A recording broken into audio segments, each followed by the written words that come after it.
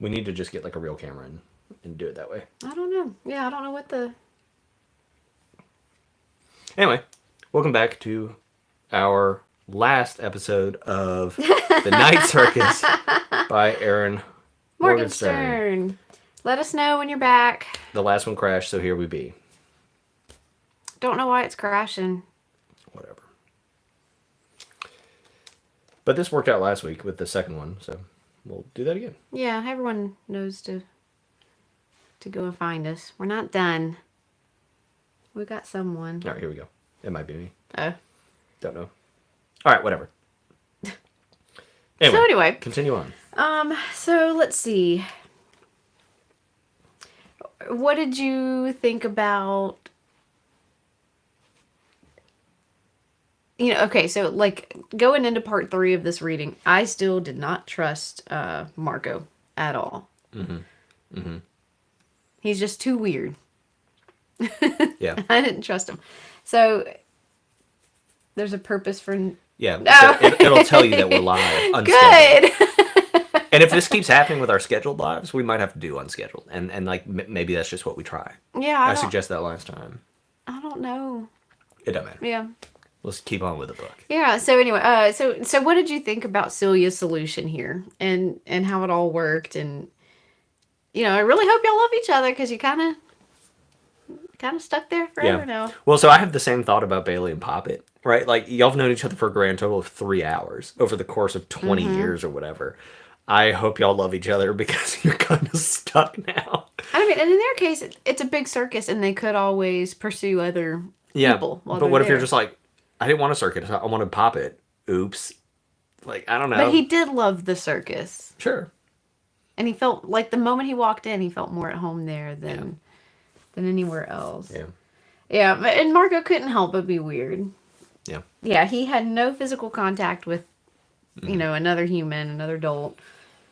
Yeah. I get it, poor little guy, but I really did not trust him until just the very end when I saw that, like, okay, this is all real. And it makes sense looking back now. Like, all these wonderful, magical tents that they had were just homages to their love for each other and the love for each other's abilities and powers. Well, and then, how about at the end, or towards the end, when Celia, like, steals his magical book, and she's like, I'm doing this so I can figure all the magic out, and be like, why didn't you talk to me about it? Like, whatever, we're already finding a way to cheat the game, let's just start cheating now. Like, I thought that was dumb. And, like, you stole his book, and he was just like, well, I guess she'll do something nice with it. What if she doesn't? Right? Like, what is that? So. Yeah, but he was just, he's just dumb in love. Yeah, I guess. Yeah. Isabel's situation is very tragic. I'm on board, I guess, with his idea that, like, he never lied to her or whatever. But he certainly never was honest with her either. Yeah, leading someone on is... Yeah. But again, he was young. He had no experience. Show me someone whose very first relationship was a healthy, successful relationship. Yeah. That's not very often. And we just happen to be privy to it. Yeah. Most of us can just pretend it never happened and never talk about it. Yeah. But this one was written down. And it was an important, bad relationship. Yeah. Isabel was protecting the circus to an extent, and helped create this venue that led to their love. So so many people are trying to protect this, right? Hector, AH is trying to protect it. Prospero is trying to protect it. Tsukiko is trying to protect it. Chandra, everybody is trying to protect it. We'll come back to Marco in a second. I have something to say about Marco, but this is all. For everybody trying to protect it, they sure did a bunch of stuff that was kind of like pretty abusive to everybody. Like they're all, if they had been able to communicate just a little bit more, then maybe things would have gone well. Okay, so let's go back to Marco and Marco being weird for a second. How about the fact that he basically destroyed Chandra's memory? Yeah. Like Marco's not a good person, No. Yeah. It's pretty crazy. Pretty crazy. Yeah. So we are talking about The Night Circus by Erin Morgenstern. We've got 2 other weeks worth of discussions about this novel as well. So if you're just joining us, that's what we're talking about. So if you haven't read the whole novel, you might want to come back after you've read so that we don't ruin anything for you. We have several other videos talking about this particular one. So. We really, really loved this book. Yep. It was super good. What was your favorite tent overall? Y'all tell us about it in the chat. Thank you, Peggy. Everyone's busy. Yeah. Sorry. This is what we get when we go live. We get all the weirdos of the internet. So we read, so far in this book club, everything except for nonfiction. And we do have a couple of nonfiction books in the Hat of Betrayal to draw, to read next. We just haven't happened to draw it yet. This, let's see, The Ice Garden was Peggy's favorite. I think the tent that Widget made with all the memories? pots of like memory smells, I think it was really interesting. You know, it's sort of, I don't know. You have it reminds me of the pensive, I think, from Harry Potter, where the people like get the memories or whatever. But doing it by smell is like a fun inversion on sort of like a normal thing. And so linked to the true science behind how memory works and everything. Well, I mean, it's not that far out, I guess, but the memories that they were able to have, you know, it wasn't like, ooh, a fall day with a cup of coffee. You know, it was like highly, with a red house or whatever, you know, and I thought that was really cool. So. Yeah. I think the wishing tree is really beautiful and sweet. I don't know. I really liked that one. And I liked the Cloud Labyrinth or whatever. Yeah, that was neat. Cloud Maze. Where you just jump from the top. You'd be all right. Hope for the best. Like at least the circus didn't start like sputtering when somebody was jumping from the top of the Cloud Maze. Yeah, and that, like, okay, so the author could have gone really dark with this. And we really could have had a lot of outsiders hurt by the cracking of the circus. So, I mean, that was done really beautifully. Like, we had minimal damage to outsiders. And there's a comment about how that's part of what the bonfire was for, was it prevented injury, right? Like for everybody in there or whatever. And so I guess that's what keeps like the acrobats from falling. And it made them have like a good performance every time. So that's kind of cool. Yeah.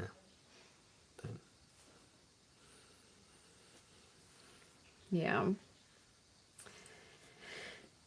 Oh, I had another question. I've forgotten. Yeah, Peggy points out, going back to Isabel and Marco's relationship.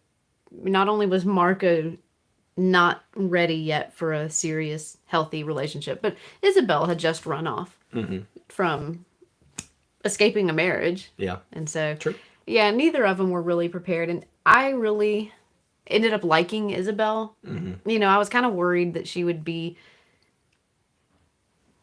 pitiful or angry, you know, or I don't know, just like not likable, but she's very kind and very gentle, and even though she was hurt and angry, she couldn't help but love Celia. Right. And I think that was kind of nice. Well, and then, you know, talking about this sort of like, I'm not a hero situation, Isabel has that conversation. You know, the only reason I'm here is because I missed my train and I ended up at this cafe or you know, whatever the situation was where she ended up meeting Marco. Oh, when she saw him drop his book. Yeah. Yeah. But if she had, and so she went and sat at that cafe where she had the book because she had missed her train. And if the trains had just run on time, this never would have happened. And, I mean, how many things in our lives are really like that, though, you know? And we would not have this show today if we had not both like agreed to go out with different people to a place we never would have met, you know? And how many things in our lives are just like centerpieces that are just accidents, you know? None of these people were really chosen. And you know, like, so Celia wasn't chosen. She just happens to be the daughter of Prospero, right? Like, and so like, I guess that's a choosing, but you just happen to be this situation. Yeah. And it's not really clear to me how magical Marco really is when AH picks him. He's just like a homeless kid. You know what I mean? Yeah. And he's like kind of magical, but it appears that most people can do magic if you If you're teach them, taught. because all of a sudden Bailey's doing magic, you know. And the things like what Poppet and Widget do seem to be more of like an inborn gift, and we do see that with Celia. She has some level of gift, but probably because of inheritance from her father. But I mean, Yeah, it's more about ability to receive and being open, perceptively open to the possibilities. Kind of like Earthesen. He was not magical, but he understood that things could be, and that there were things that he would not understand. yeah, And had he been more eager perhaps to chase what he couldn't understand, maybe he also could have been magical. right. But like the designs of his clocks were just short of.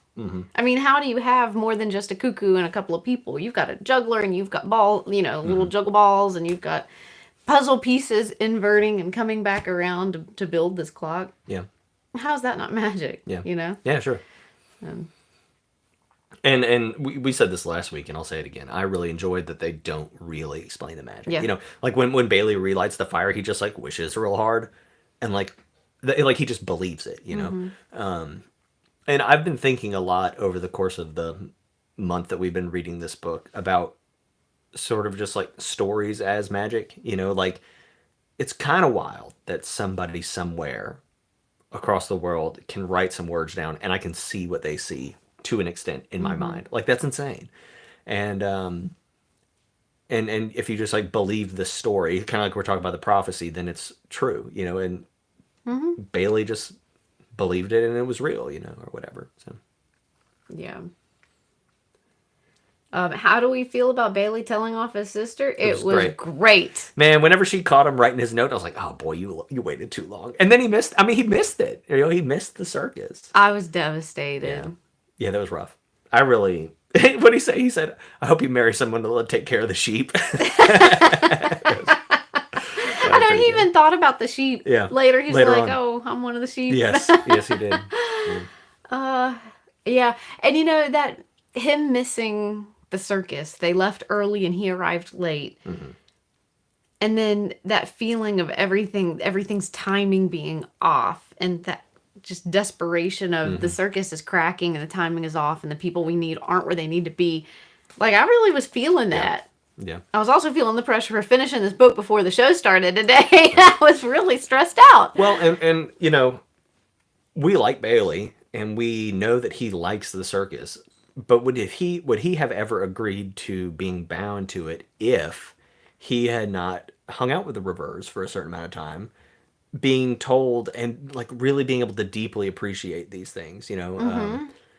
And I think that's an important like growing point, because if they're just like, "Do you want to be bound to this for eternity?" He'd been like, "What are you talking about?" Well, you know, when it's just you and you're kind of obsessed with a thing, you're like, "I'm a weirdo for being obsessed with this thing." And when all of a sudden you're surrounded by other people obsessed with this thing, you're like, "Oh, it's okay." Yeah. You have that strength in numbers, and you have that validation from other people that it does mean a lot to a lot of people, and it's not weird that it means so much to you. Yeah. And like you said, he built a whole historical understanding of the circus on his train ride, Yeah. you know, from here to there. He went through all the scrapbooks and learned about the different tents, and he learned how significant it was for so many other people. And he got his red scarf. Yeah. I was so happy for him to get his red that was good. scarf. So Peggy points out that that Bailey had his fortune told by Isabel, and she had said he was going on a journey, and that he was going to do something great. And like that's true, but that could have been going to Harvard. You know, like it could have been anything. And Could have been going off to buy some more sheep. It could have been anything. well, and even to the point where like, you know, Isabel starts saying like, "I don't really know what's going on here. Like I see these fortunes and everything, but it's all so clouded and confused, and there's just so many hands in the pot. You know what I mean? Like, how are you supposed to know what any of it means?" But didn't she say the two clearest readings were Celia's and Bailey's? I felt like Celia's was very confused, but I don't. Right, could and be then wrong and then that maybe the pieces came together. Yes, you're right. But I think she said Bailey's was pretty clear. Isabel's reading that she did for Bailey said he'd go on a journey, then do something big. Yeah, Isabel knew. Well, hi, Roy from Bombay.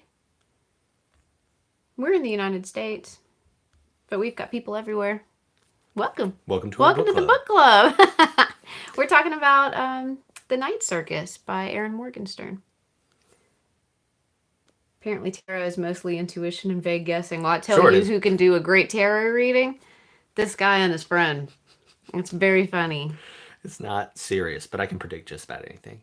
And it still works. Like, it works. It hits all the parts of your brain where you're like, whoa, this means something, and it's significant.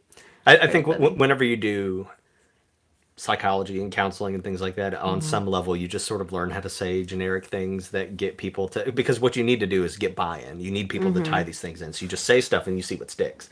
And then you start playing from there. I would love to learn how to do, like, cold reading and stuff. I think this stuff is awesome, you know. So when I taught philosophy, we did like a tiny little 1-day kind of fun unit on that. And I don't remember how it really tied in. It was a loose tie into something else that we were talking about. Maybe fate and free will, maybe that kind of thing, you know. And I taught the kids, like, here's the secrets to being psychic. And they're like, nuh-uh.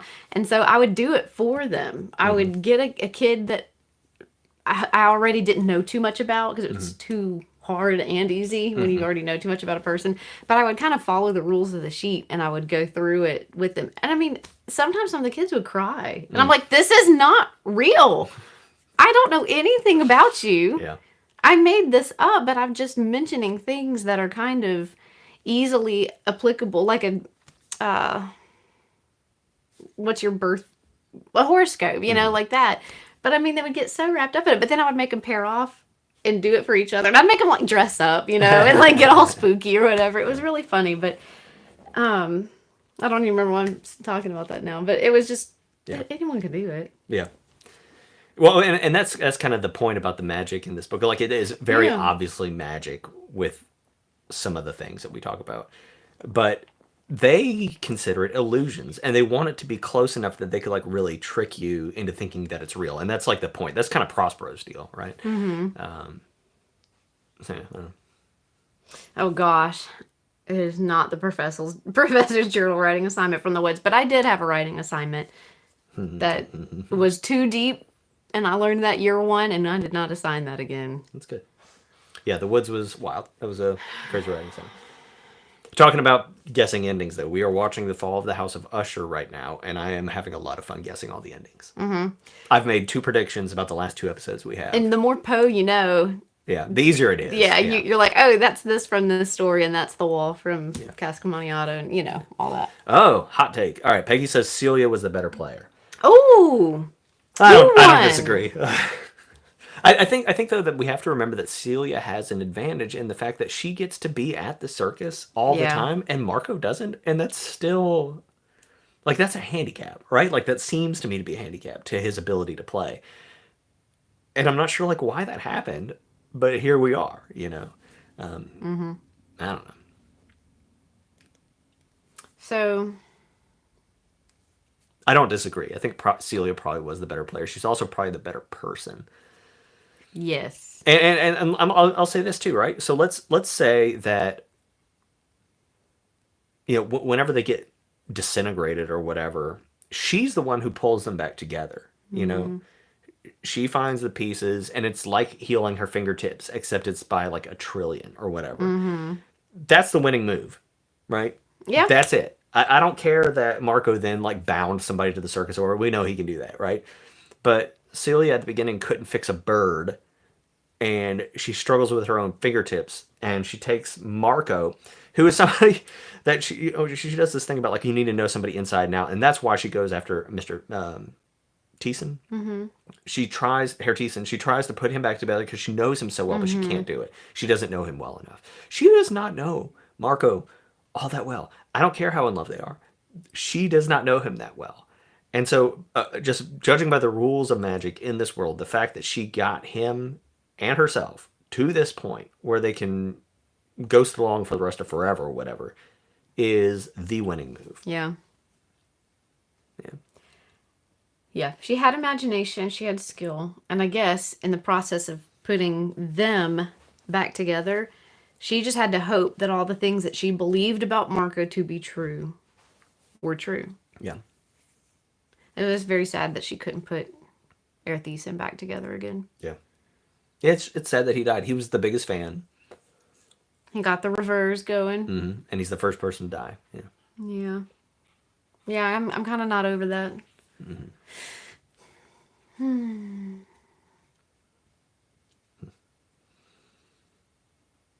Yep. Yeah, I don't know what else I have to say. I feel like there's lots to say, Yeah. but I mean, this wrapped up really nicely.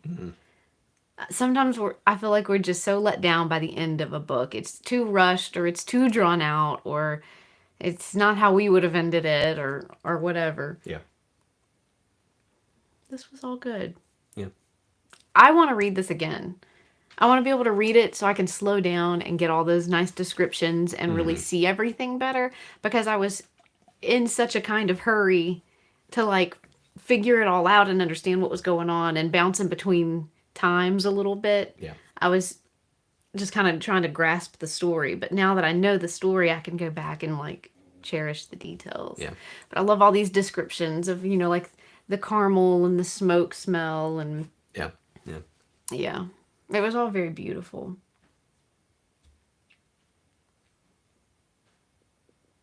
I want to read it again. Glad I purchased this one.